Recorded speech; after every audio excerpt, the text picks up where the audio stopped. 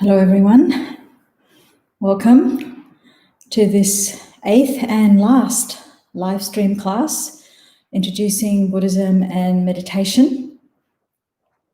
So today I'd like to talk about how we transform difficult conditions into part of our practice of self-development and our path to enlightenment. But before we do this, I'd like to just go over briefly the subject that we looked at in the last class, which was to have an appreciation for the situation that we're in. So we are in an extremely rare and precious situation. We're human, we haven't been born as animals with all their limitations. We have comfortable conditions. Many people in this world live in very difficult conditions. We have an aspiration for personal and spiritual development, and we've met methods and teachings on how to progress on the path to enlightenment. So this situation of coming together of external and internal conditions where we are able to realize our potential is very unusual. And we need to realize this and appreciate it and rejoice in it, so that we make the most of the opportunity that we have and not waste it. So there's the potential of this current moment or of any moment and how we relate to it.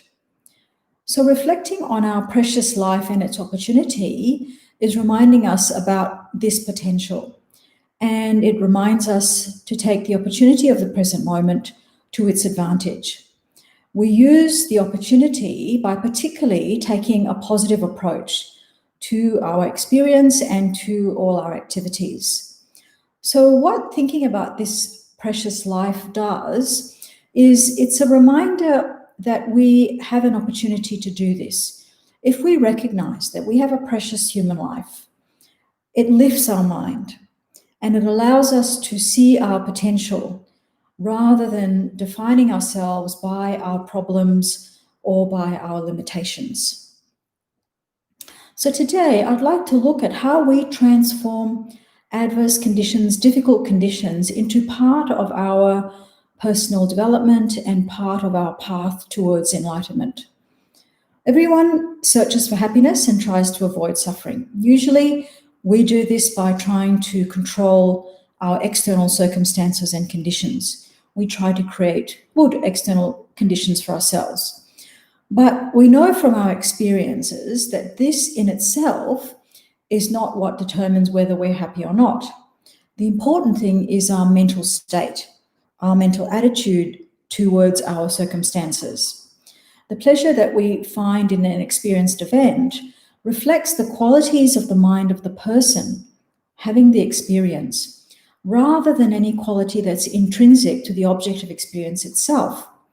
So all the external things that we do act as a catalyst for the happiness that we seek, but the happiness really arises from our own minds. So if we're in a bad mood or in an angry mood, an event will be a negative experience for us. But if we're in a happy mood, then the event will be a positive experience for us. So the more we disregard the power of our own attitude and blame our suffering and dissatisfaction on things that are outside ourselves, the more the world will appear hostile. And the reason is that we have a tendency to dwell on the negativities of our lives. When we review our day, for example, for many of us, we tend to remember vividly the unpleasant things, the misfortunes that happen to us. And while there is an evolutionary reason for this, now we tend to do this to our detriment. So, for example, after we meet someone, we tend to dwell on any slight that we felt, any uncomfortable circumstance that we encountered. So many of these attitudes focus on other people and what we perceive to be their faults. So, for example, if someone does something to displease us, we become obsessed with that person's faults. And it's amazing how focused and concentrated we can be when we're thinking about somebody's faults. But doing this causes us internal disharmony, causes us agitation. And then if we speak about other people's faults, then we create conflict in the relationships with the people around us. So instead, we can actually radically shift our attitude to the events of our lives so that troubles, sufferings, irritations, the things that we consider to be misfortunes can be changed so that we don't regard them as essentially harmful or undesirable. So our experience of troubles, difficulties, and so on can be changed so that we no longer regard them as essentially harmful or undesirable. We can prepare ourselves with thinking about things before misfortune even arises. So by understanding the spiritual transformation that adversity can bring, we can develop an inner courage. So this is like a warrior attitude. So this is a person who's well prepared, well armed, and ready to face a challenge. So the battle here is not against another person, but it's a matter of transforming a difficult life condition into something that allows us to maintain our equilibrium, our peace, our joy, and which can be of spiritual benefit to us. How we do this is by using all our experiences as part of our development. And this is called transforming adverse conditions into the path to enlightenment. And these are part of the teachings on mind training. So in your day-to-day life, and also when you practice the spiritual path, you will encounter various internal hindrances and obstacles as well as external hindrances and obstacles. And these could cause you to be unhappy, and they could cause you to lose your peace of mind and could cause you to lose your spiritual practice altogether. But by using mind training methods, you can take those bad conditions and use them for your practice as part of your path to enlightenment. So in that way, you never lose the continuity and the energy of your practice, whether conditions are difficult or whether they're conducive to your practice. And particularly at this time that we're living in the time of the coronavirus, we've been experiencing many difficult situations. People are getting sick. People are losing their income. People are having to stay isolated, and this can be a cause of stress for many people. But by using these mind training methods, we can change our experience of these difficulties into our own self-development and to become part of our spiritual path. The alternative actually can be unhealthy.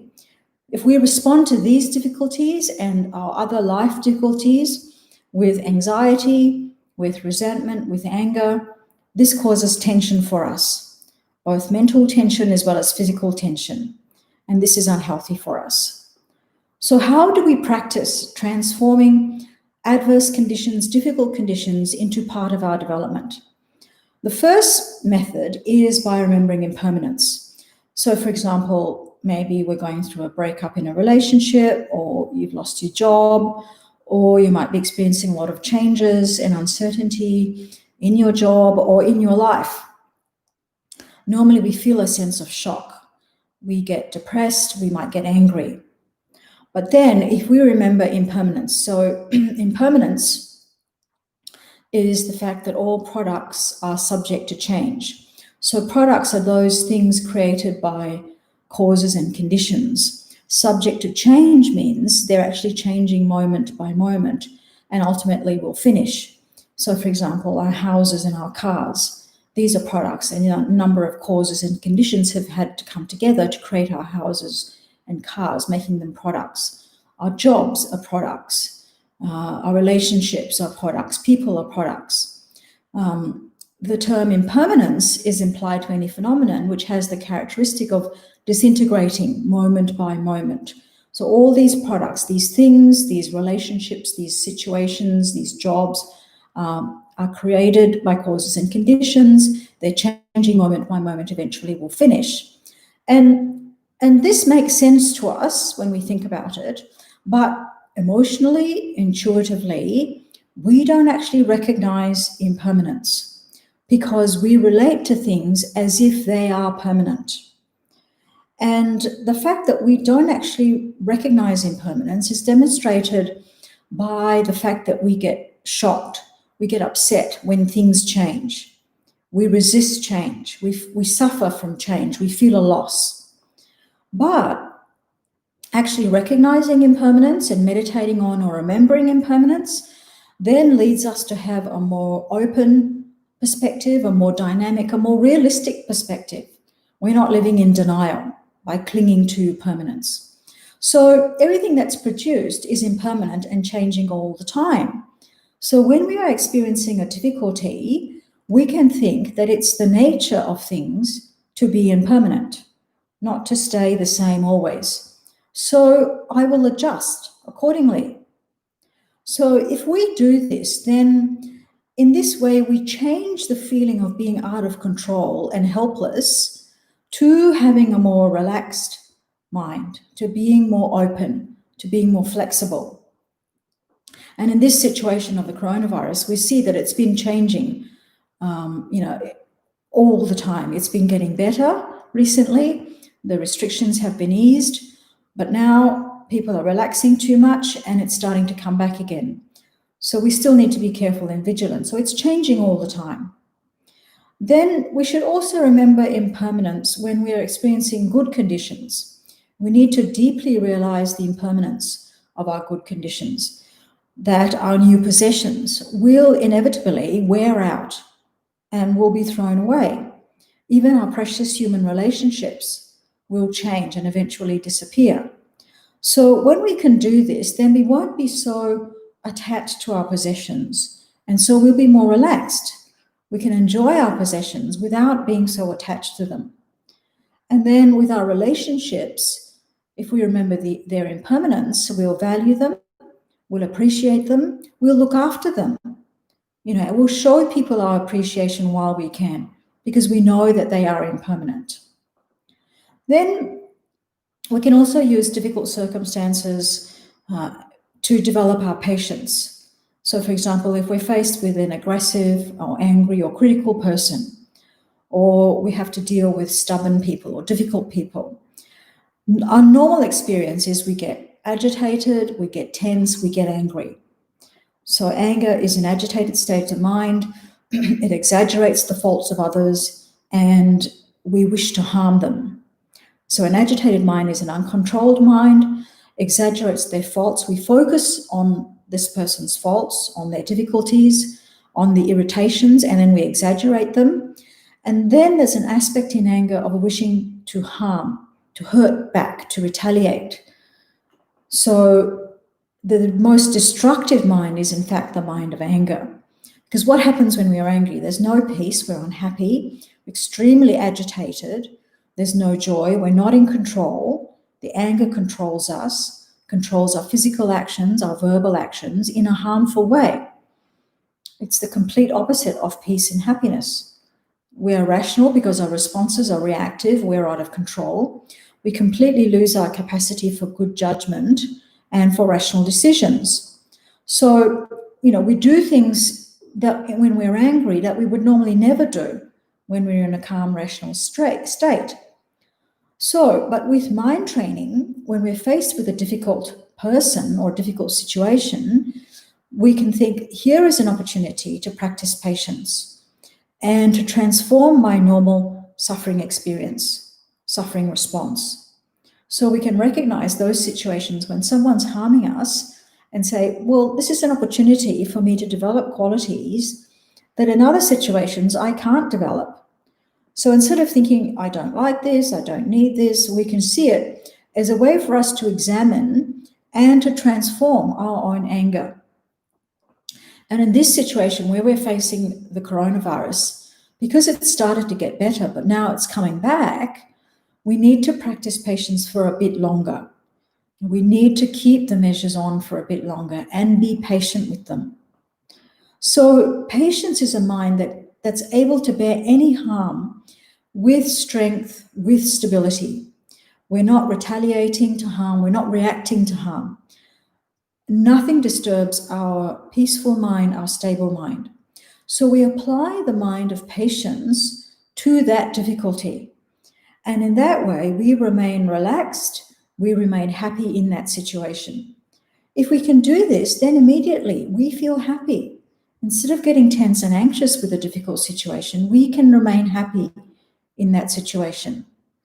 So we want to cultivate an attitude of being willing to bear small harms. And then through being acquainted with this, we'll be able to tolerate greater and greater difficulties. And in fact, there's nothing that we can't cope with through patience. And then when we do respond to a difficulty with patience, we have the clarity of mind to think, what's best to do in this situation? What's the most appropriate thing to do? What's the most useful response in this situation with that person?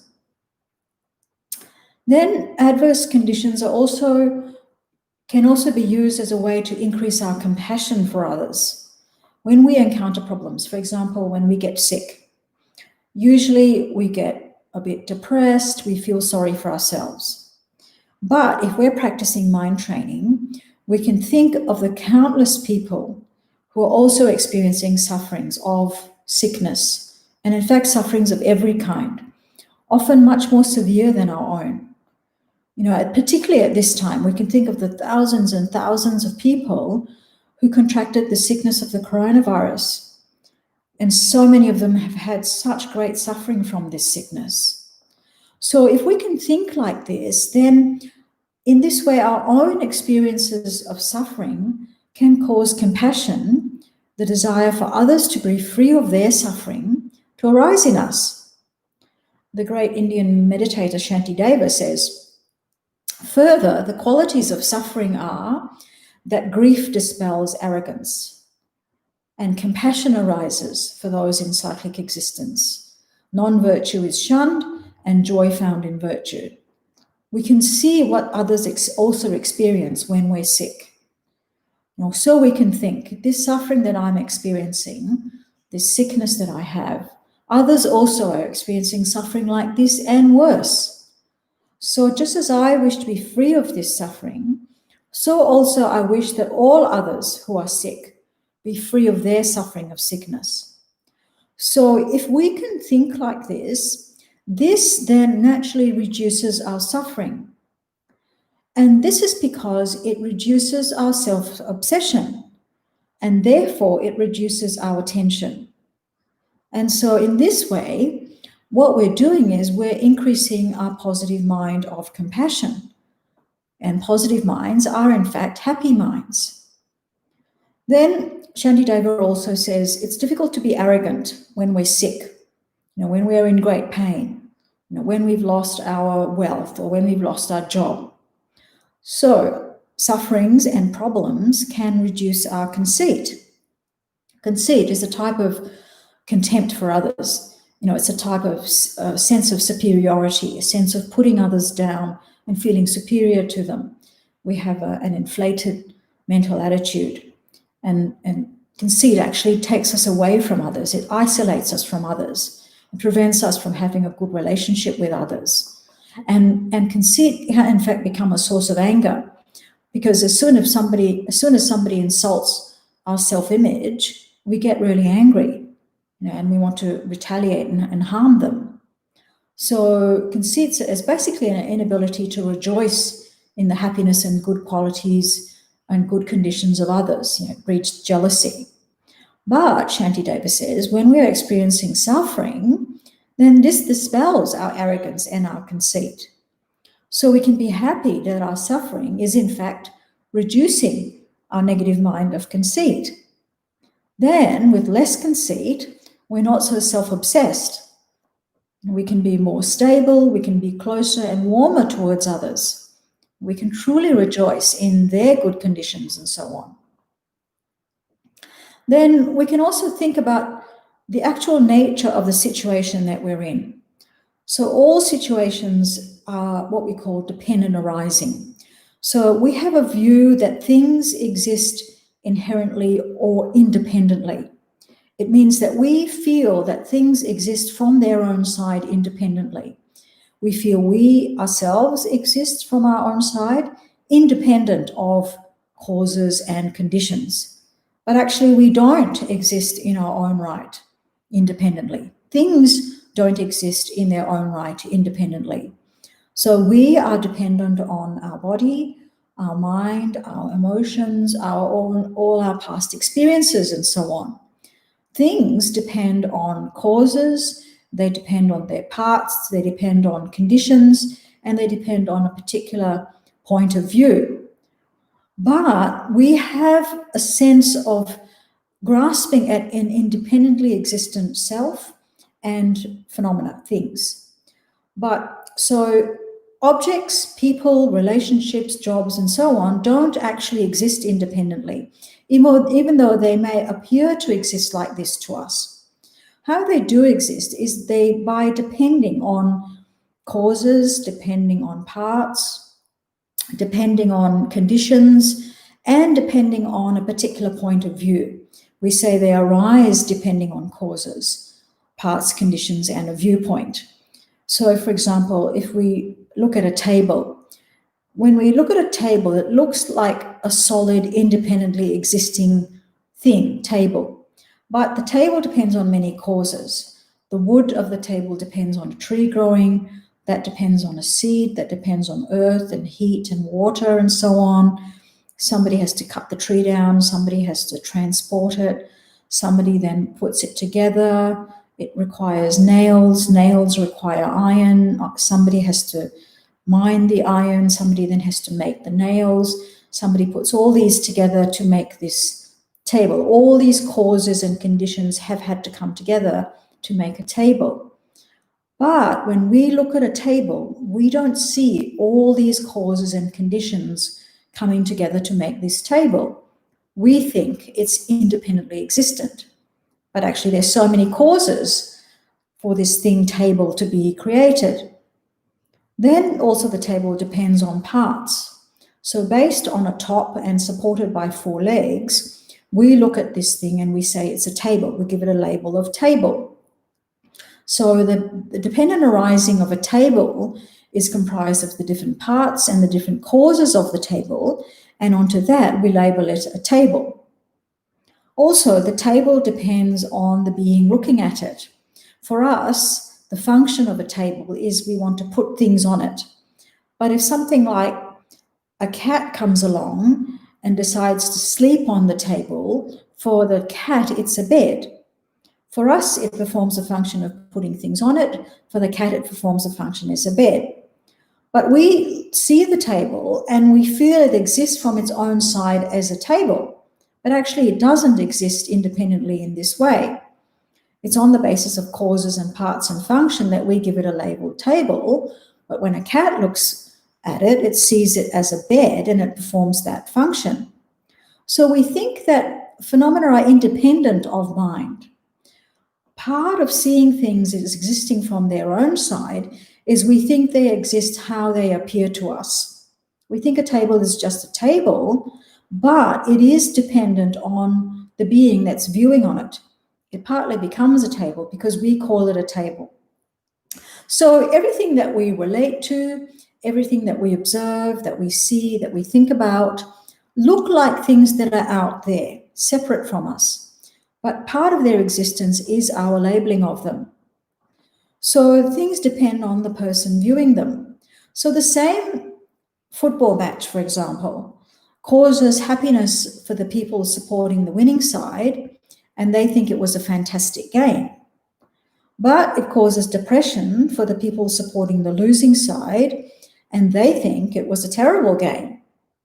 So 2 people have a completely different view of the same event. So we can see that the external event itself is not the cause of the very different reactions. It's the people's different beliefs and attitudes which makes them react in a particular way. But when we are at the center of things that are happening to us, we find it hard to see any other interpretation apart from our own, much less accept the other person's interpretation. So when we're experiencing difficulties, then we can think about the different perspectives of the different people viewing this difficulty. and how that can actually change the situation. We can see it from the other people's point of view. We can try changing our perspective of the difficult situation. If you find you're viewing it in a particular negative way, change your perspective. See it in a more positive way. If we do this, then gradually our perceptions start to shift, and we can stop having such a concrete view of things, such a concrete view, fixed view of events, such a fixed view of other people, and also such a fixed view of ourselves. A concrete view means we're putting our own particular view on the situation. But when we stop doing this, then we don't get so caught up by seeing things, for example, as inherently bad, and then becoming tense or stressed or angry with the situation. In fact, we can be more objective, and in this way actually have a better perspective about things. Our view then becomes more realistic. We start to see situations as they really are, which is to be dependent and not independently existent. We can consider all the things that have come together to make this situation. So when we can do this, when we can see all the dependent arisings of a situation, our approach to situations actually becomes more accurate. And so it becomes more wise. We have a more wisdom approach to situations because we are seeing the reality, the dependent arisings of situations. So we want to be able to use any and all difficult circumstances as part of our practice of personal development, as part of our practice on the path towards enlightenment. And this can be really powerful. So you can take, for example, two people who are sick. One person is practicing transforming difficulties, afflictions into their personal development, into a positive practice. And this person will, for example, generate a mind of compassion for other people who are also sick. And in this way, they generate a positive mind of compassion. They will practice patience with their pain, with their difficulty, and experience the positive mind of patience. They'll remember the impermanence of the situation, and this will help them to be patient with that situation. So by practicing like this person is able to remain calm, able to be patient and peaceful, even when they're in pain. And this attitude can help them to recover because it stops them being so tense and agitated about their situation. Another person who can't transform their difficulty, their sickness into a practice will become tense. They'll get depressed, they'll get anxious, they'll get angry with this situation. And this attitude causes more and more tension and can, in fact, worsen their condition. So, we have a fear of suffering. We fear we're going to suffer. And then when we do suffer, we have an aversion to the suffering. And that difficulty, that aversion just amplifies the difficulty of that situation. Because it amplifies it, then we fear it.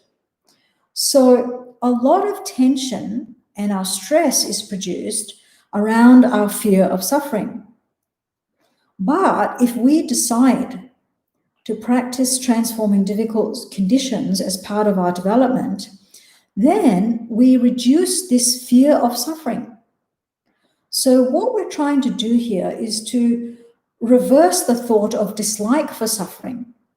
Because when our mind's disturbed, and our courage is extinguished by our anxiety, we can't transform suffering and difficult circumstances into our path to enlightenment. But when we do practice transforming difficult situations, then we're starting to go from a state of a great deal of anxiety that we have now to less and less anxiety. And then that anxiety starts to become replaced by calmness, by peacefulness, by joy. So by training and transforming suffering adverse conditions into the path to enlightenment, we will actually improve our capacity for joy, for happiness. Because by transforming our suffering into our path, we increase our practice of positive minds. Our minds become more virtuous, more and more positive. And it's positive minds that are the cause of happiness for us. And so our mind becomes more and more joyful. So practicing thought transformation, it's not easy at the beginning, but with constant acquaintance, we will be able to respond to difficulties in ways that allow us to stay relaxed and peaceful and happy. And we can start in small ways, by accepting events and transforming small instances of difficulties as part of our practice. For example, when you have a headache, have compassion for others who have a headache also, having patience with the pain of your headache. Then gradually training our mind like this, we'll be able to deal with greater and greater sufferings. So by practicing transforming adverse conditions into the path to enlightenment, then what we're doing is our practice is really actually transforming our day-to-day life. We're actually making our experience of difficult conditions happier experiences. There's a stability, there's a joy from doing this practice. There's a joy of confidence, of knowing we have a method to overcome problems.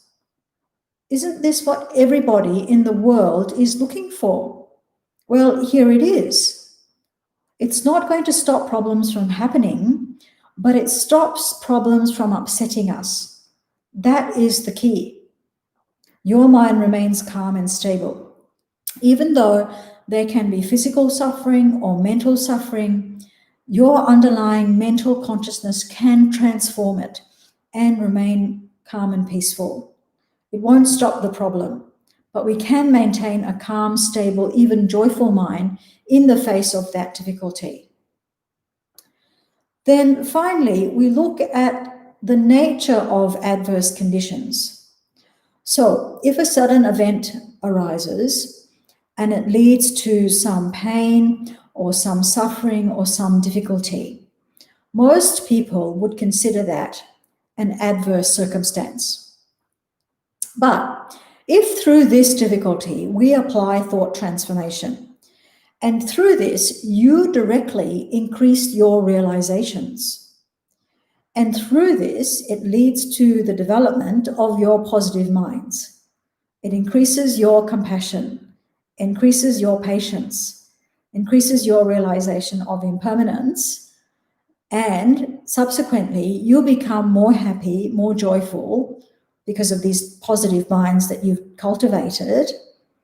Then is this still adverse circumstances? We automatically assume that adversity is inherently miserable. But as we've seen earlier, it's related to the perceiver. So as we shift our thinking, it's clear that whether something is adverse circumstance or not is actually up to us. So as we develop more tools for transforming events, we then stop defining adverse circumstances as adverse, because events are used as part of our development. And we see this in people around us. Someone has a big accident or some big difficulty, and through this they develop compassion for other people, they develop incredible patience, incredible strength, they realize impermanence, they develop their concentration, and through this they start to help and inspire thousands of people. They share their experiences, and through this they help and inspire thousands of people. We've seen people who do this. So the difficulty has become part of their development. They've become happier through this difficulty, through their response to this difficulty. So our happiness depends on our mind. We have two types of minds, positive minds and negative minds, and they're generally connected to our habit. So these negative minds can cause us happiness that cause us unhappiness, they're not the nature of our mind. We can see them as temporary clouds that can be blown away. We can reduce the negative minds. Now, we have the potential for enlightenment, and by our practice, this potential is revealed. And meditation is a tool for reducing and eliminating our negative minds. Initially, our meditation causes our mind to be more peaceful, more tranquil, and through this, our negativities naturally decrease. Then, in a broader context, our meditation can be used to continue to develop our positive states.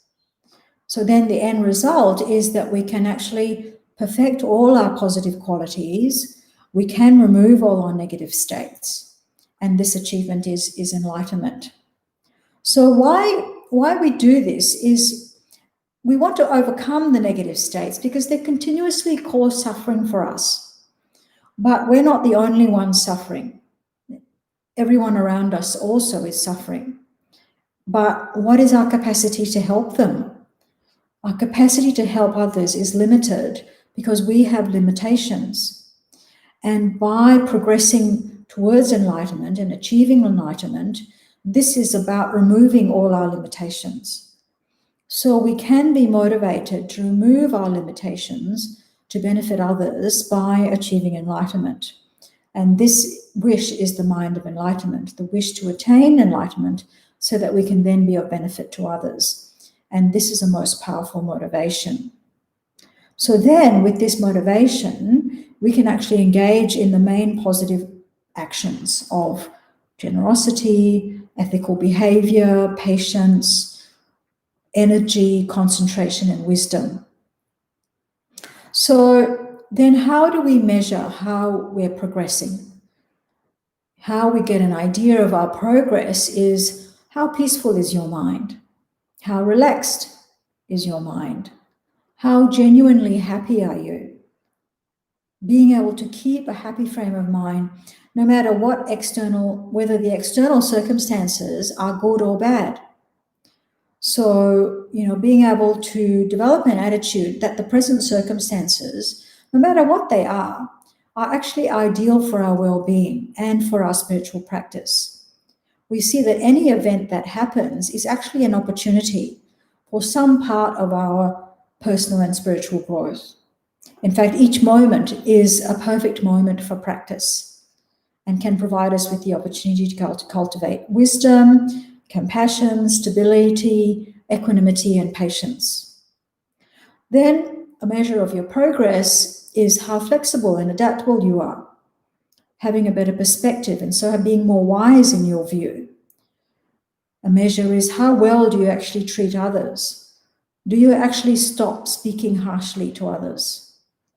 Do you actually have patience when someone is being difficult? Do you actually help others? Are you actually more gentle, more caring about others?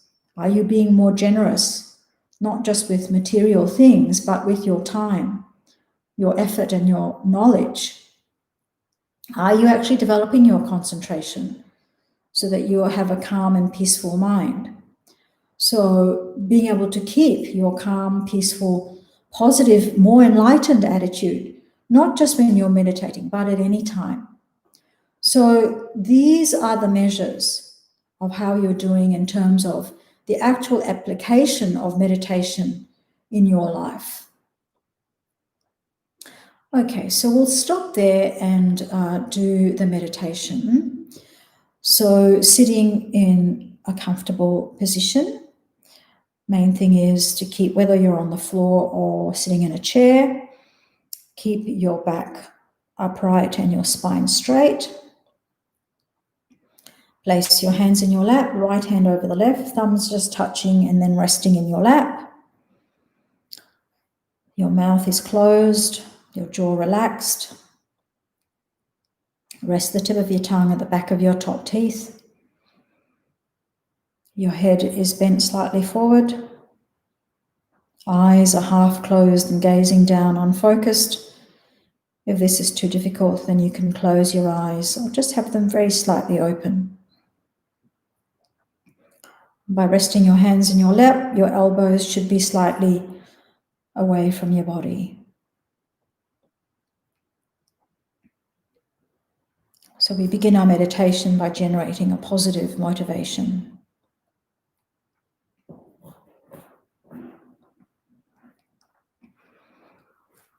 So you can do this by thinking, I meditate to achieve complete freedom from suffering and have the happiness of enlightenment, so that I'm then able to help all other beings also be free of suffering and attain all happiness.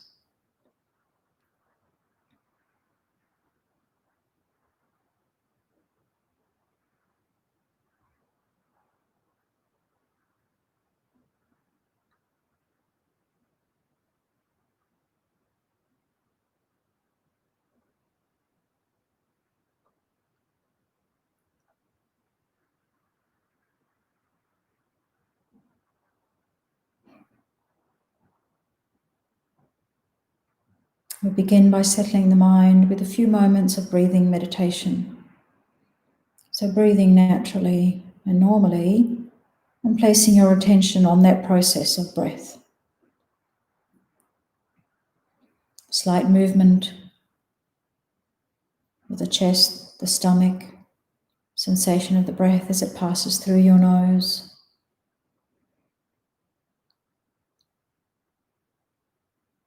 Just place your attention on this whole process of the breath.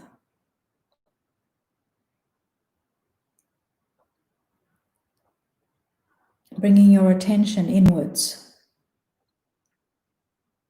And just for the moment, you can let go of all your problems, your worries, all your concerns. Just for the moment, let them all go and focus only on the breath.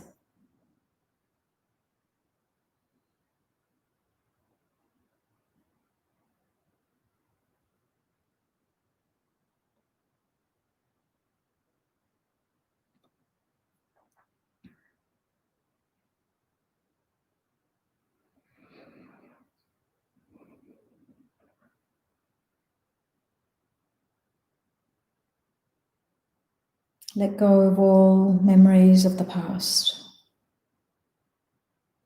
They start to arise, just let them go. Let go of all your plans for the future. Now all you're doing is breathing and placing your attention on that process.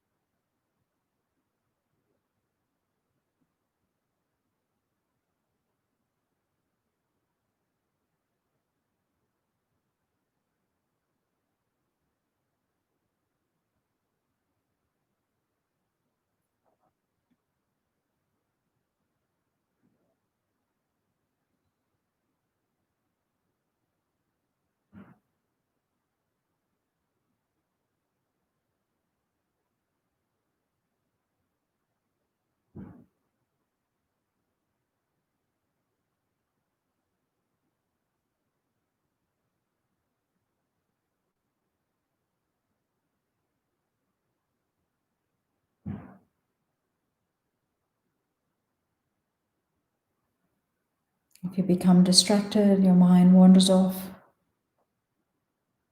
See where you've gone off to. Gently let go of the distraction. Come back again to the breath.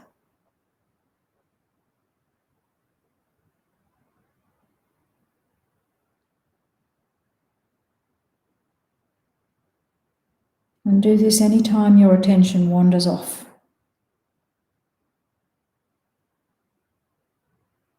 Gently let go, come back to the breath.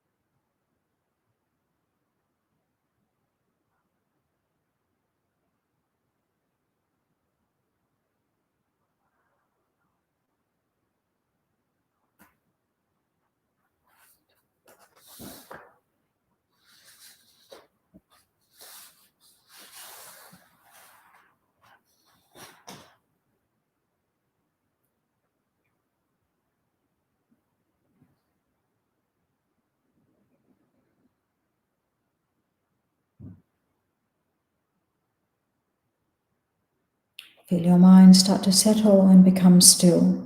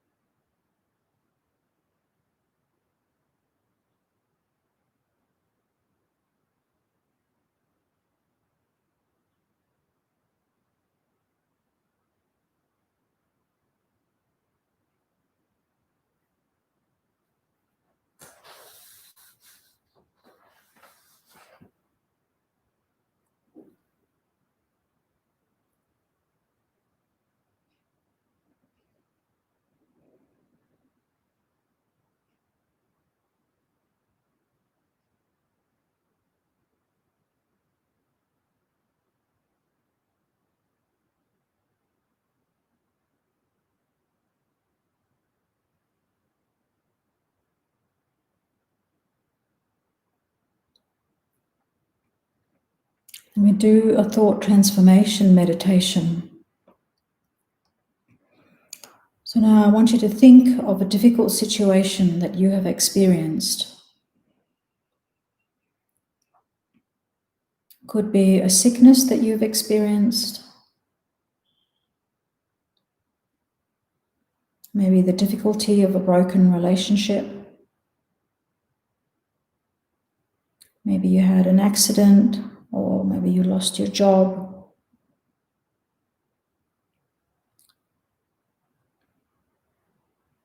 Pick a difficult situation of your own that you faced and reflect on it.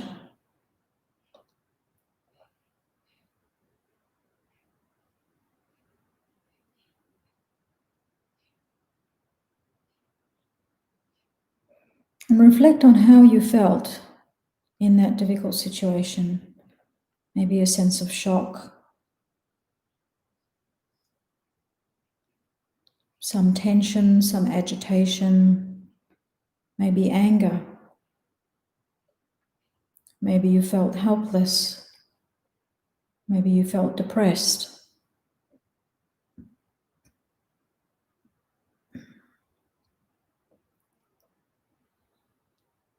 Reflect on these reactions in that difficult situation that you had.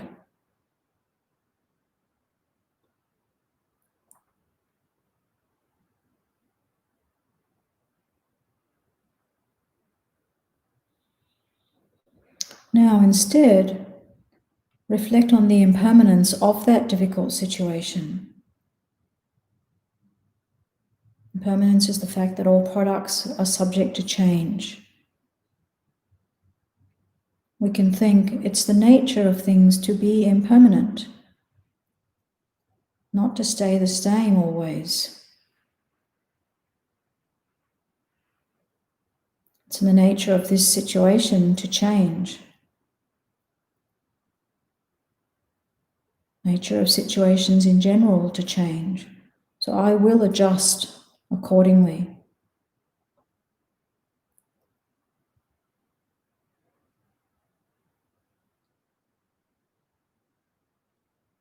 So when you think about impermanence in general and the impermanence of this situation, you can change your feeling of being out of control and helpless to be more open, to be more relaxed, to be more flexible.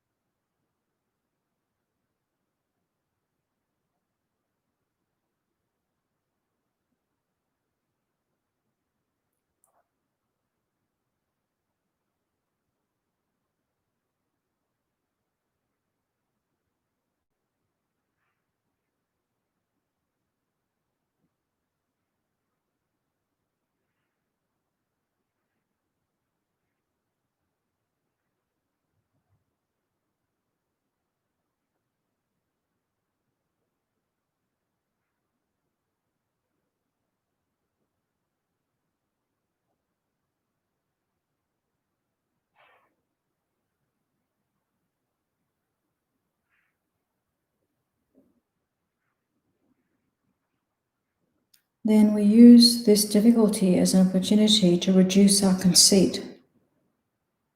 Conceit is a sense of superiority, sense of putting others down, feeling superior to them. It's an inflated mental attitude.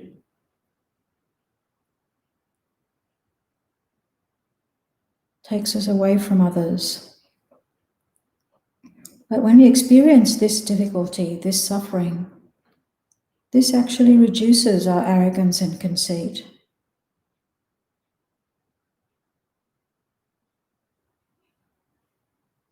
So we can be happy that this difficulty, this suffering, is actually reducing one of our negative minds. It's reducing our negative mind of conceit.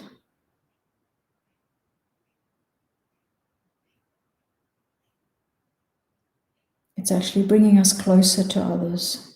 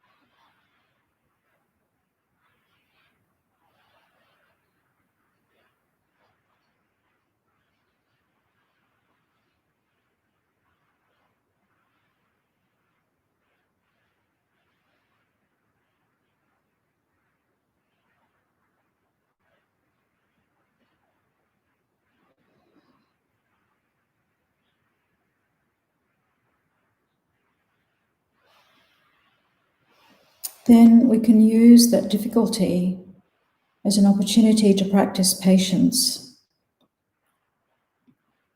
Patience is a mind able to bear any harm, any difficulty with strength, with stability of mind. We don't retaliate or react to any harm.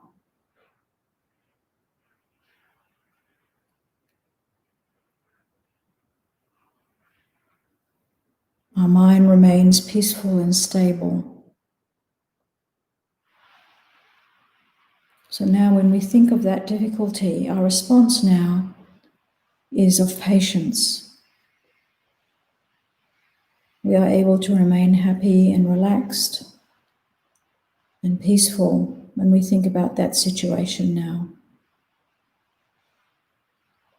Our response to the difficulty is patience.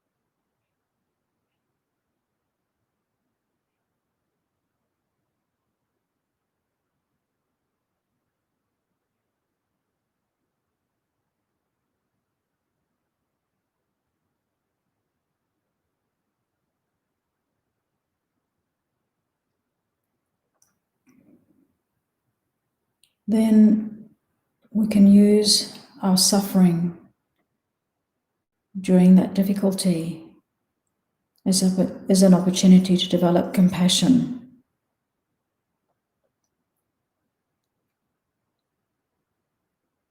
As soon as we experience suffering, we can use this as a trigger for us to remember similar or worse suffering of others. If we're feeling sick, think of the sickness of all others. Some pain, think of the pain of others.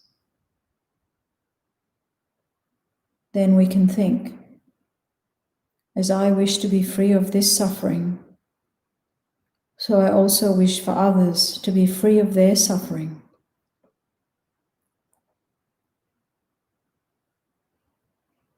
When we generate this thought, it reduces our experience of suffering because it reduces our tension.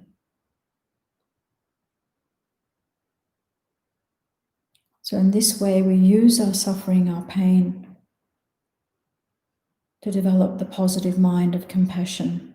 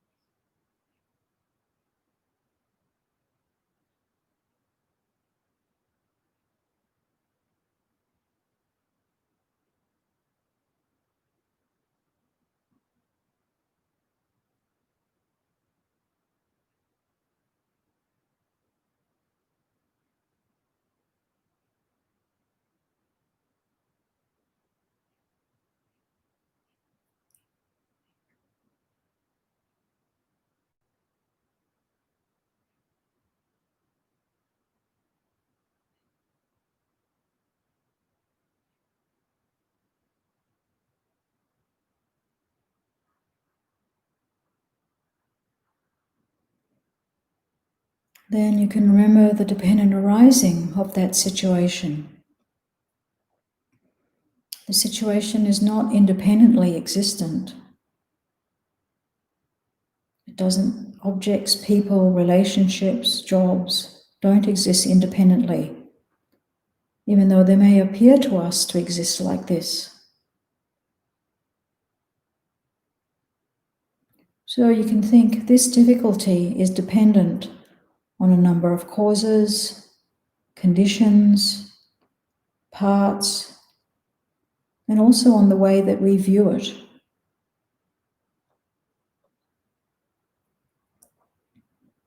Think about all the causes and conditions that have come together to create this situation.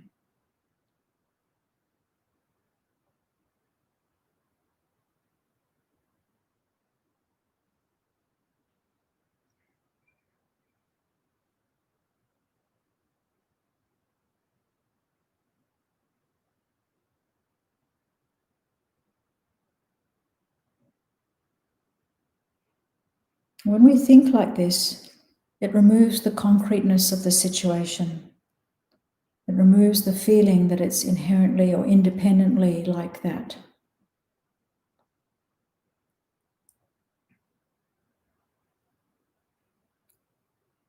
We can change the situation by changing our perception of it. We can look at the situation from another person's point of view and perspective.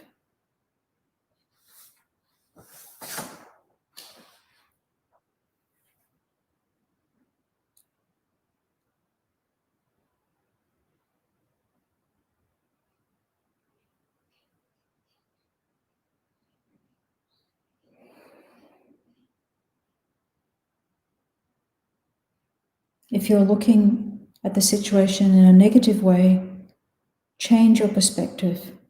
See it in the positive way. Look at the positive aspects of that situation.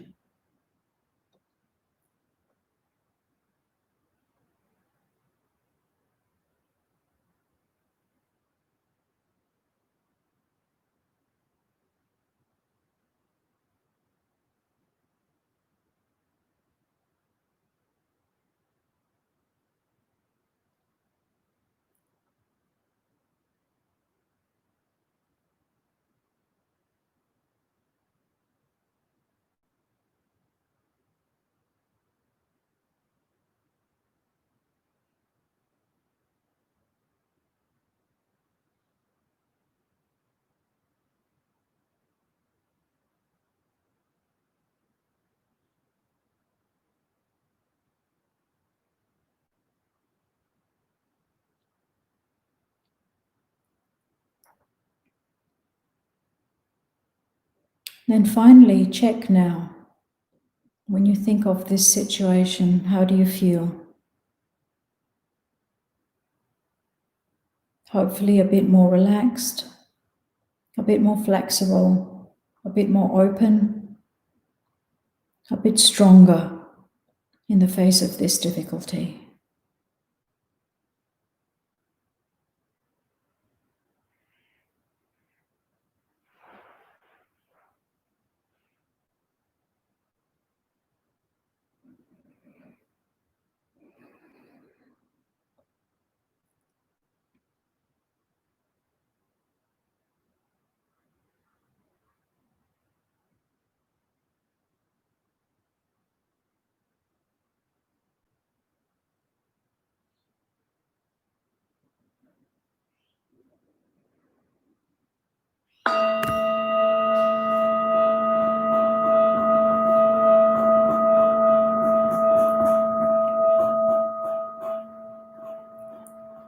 Okay, so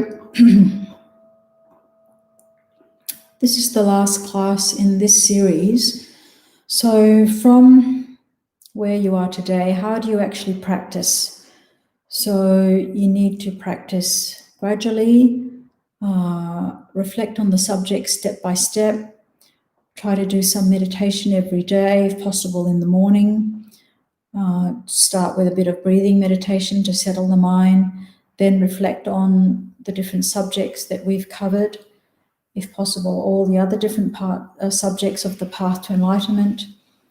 Try to cultivate the positive minds, the positive habits, and try to have an attitude of using any situation as part of your development of positive minds, whether they're pleasant situations, good situations, or difficult situations, or challenging situations. So this is how to practice from now. If you want to read more detail about the subjects that we've covered or other subjects of the path to enlightenment, these classes have been based on this book, Essence of the Path to Enlightenment, which you can find on our website, the Tibetan Buddhist Society website. The next series of introductory classes will start on Sunday, the 12th of July, where think we'll be able to have classes, you'll be able to attend in the temple, but we'll have to see that the situation seems to be changing each day, so we'll have to confirm whether you can actually attend in the temple, but in either case we'll still be doing a live stream of the next introductory course. So as I said, that starts on Sunday the 12th of July. Okay, do you have any questions, comments? Thanks, Nicola. I'm glad you've been enjoying the classes.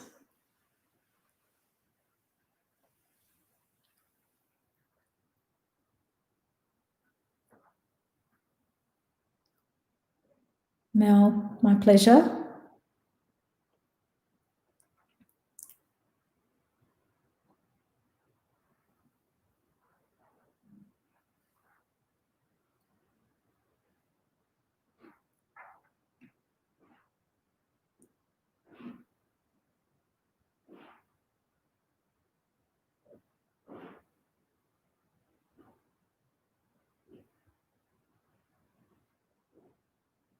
Chris, thanks. I'm so glad you've had benefit from this course.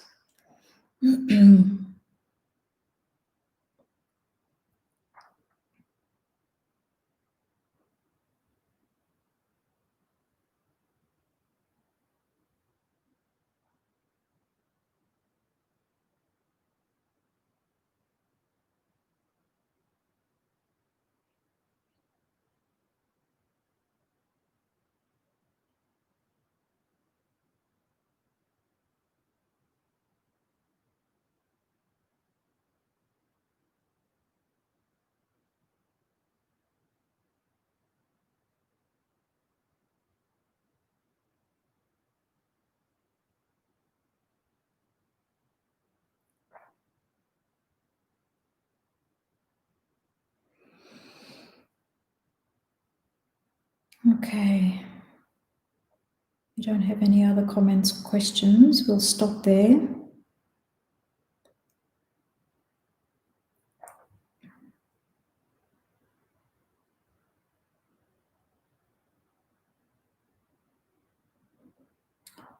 So there's also, if you want to continue on your study, there's the Path to Enlightenment class, which is on at 4 o'clock on Sundays.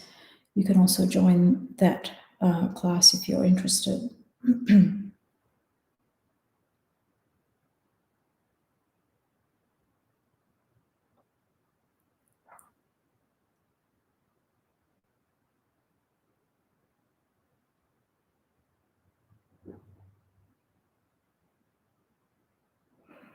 Okay, everyone, thank you for your attention and participation in these classes. I do hope you continue doing some daily meditation and continuing with your practice on the path to enlightenment. Thank you.